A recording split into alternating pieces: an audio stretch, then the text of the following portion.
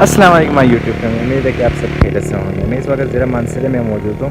हम मानसरे से बाय रास्ता सी पेक छतर प्लेन का रास्ता आपको बताएंगे और सी पेक बताएंगे और आपको व्यू बताएंगे। इस व्लॉग में जस्ट हम आपको व्यू और रास्ता बताएंगे छतर प्लेन। तो चलो देखते हैं। पर हमारा सी पेक से होगा मानसर से छतर 35 किलोमीटर, मतलब 40 से 45 मिनट लगेंगे छतर। रास्ते में बफा, शिंगारी और बट्टल से गुजरना होगा। रास्ते के व्यू वीआईपी। तो चलो आपको बताते हैं।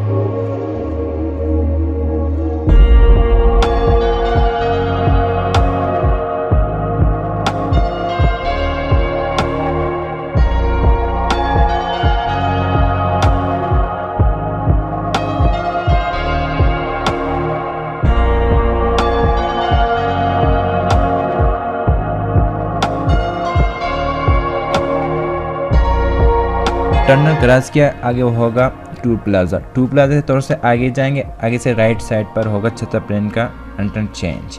तो हम उस पर चलते हैं कोर्ट साइड पर।